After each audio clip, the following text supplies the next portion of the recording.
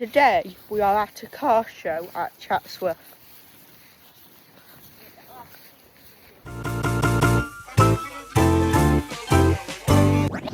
Switch it.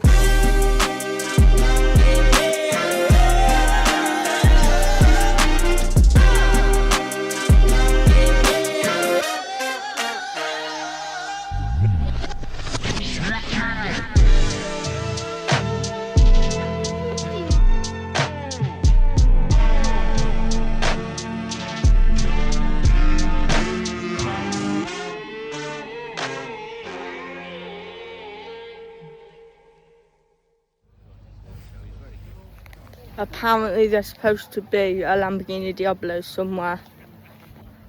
We're just going to try and find that.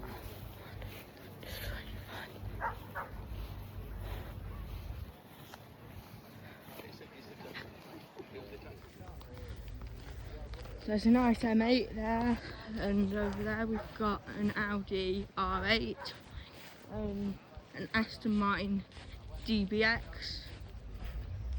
so R8, DBX,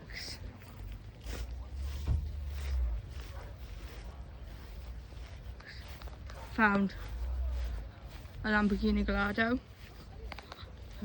nice Porsche, MX-5 looks pretty stock, just a bit lowered and some new wheels, and Lamborghini Gallardo. Catch up with you guys in a bit. You need to walk backwards, not me. Walk backwards, not me. So, nice GTR over there, and some JDM stuff, some more JDM stuff, and some more JDM stuff. Apologies about my rubbish camera woman. And a VR6, some sort of Volkswagen, is it? Golf or something. Neva. Yeah. Rocco. Some sort of mini with its front end missing.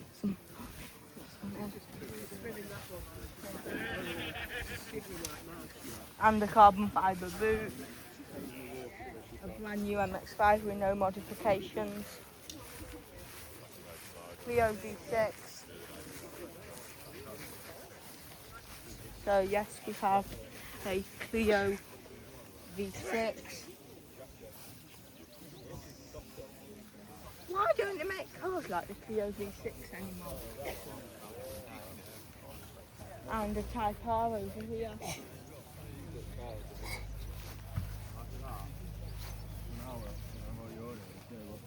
An old man, Dad. Dad, we've just seen DBX, we've just seen a DBX, haven't we? Nice blue DBX, lovely vehicle. Yes. Rolls Royce over there. Orange and white Volkswagen T1 or T10.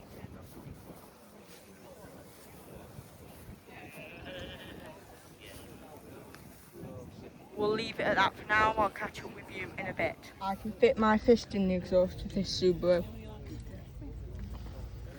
Have Defenders of every colour imaginable.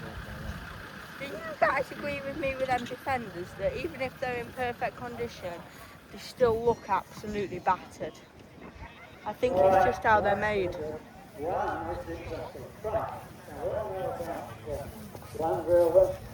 Now, there's something called a bowler, okay? Now, what happens is they're almost a bespoke made or bespoke built. The beauty of it is, it's got a standard chassis, so it's a standard Land Rover chassis, short wheelbase, long wheelbase, whatever, variations on a theme. So you take these vehicles, and then you obviously build a custom type body. All right, there are genuine ones. There's a Defender there, two Defenders. You look at them, you think, that's a Land Rover. Yeah, but look closely. Look closely. It's got the Bowler name on there. And what it is, it's a private company. It's run privately. And they specialise in doing these type of bodies. The beauty of it is instead of having a standard Land Rover, with the body that's produced by GLR, then you can have your own specified body, which this is, you can see here. For instance, look at this. You've got a different profile. Looking at that, I never you knew think, that. yeah, Land Rover, okay.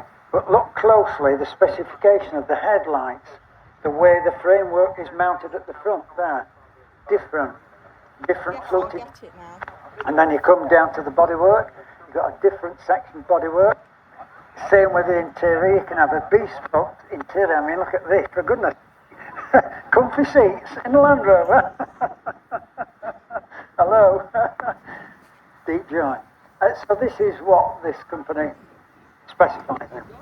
And you can see, again, well, there's a couple there that's the same. There's another one there, but if you look lower down, you see that's a different layout, that's a different headlight layout, different specification internally, and this is it. This is how they go. And I say it's a private company. I think I get it. You all right, Tom? You all right, yeah? Well, you've heard me reciting about the Bowler company. Brilliant. Yeah. Well, it was all started obviously by Drew and Mark and whatever, and yeah, it was a pleasure. I used to work for him for a little bit, Oh, well done. so I had signed it up with it, built it by myself, and spare time. Yeah. So, I mean, you can make a bespoke body on a standard chassis, can't you? Yeah. So the Wildcats and things like that were all tube frame, and then fiberglass bodies on top, V8 TDIs in them. That's right. And you can have your own interior rather than Yeah, standard yeah. GLR. Like anything, specify it how you want. Yeah. That's right. So, It's very I mean, is it interesting. quite vibrant, your company at the moment?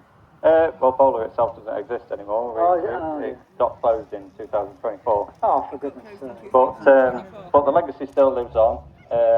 Yeah, it was a really good place.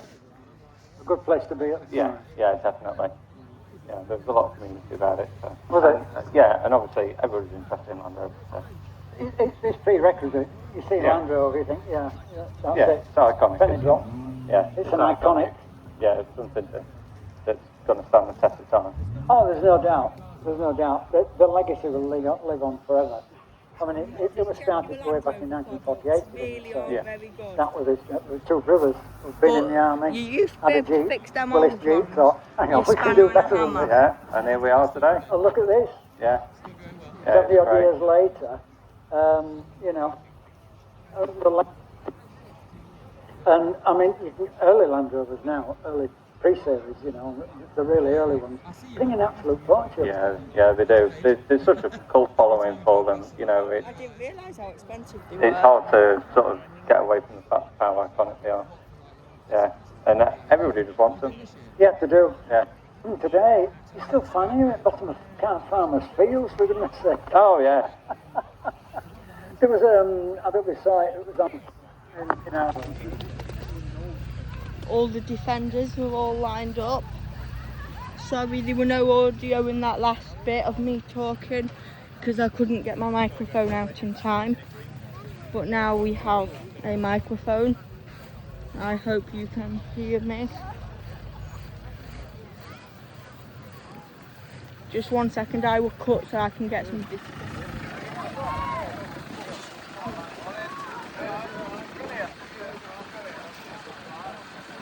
Right, got a big enough arena if you'd like to make your way in. Yeah, okay.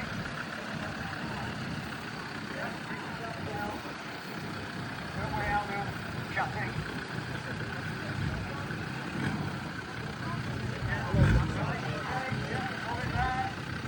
Next one.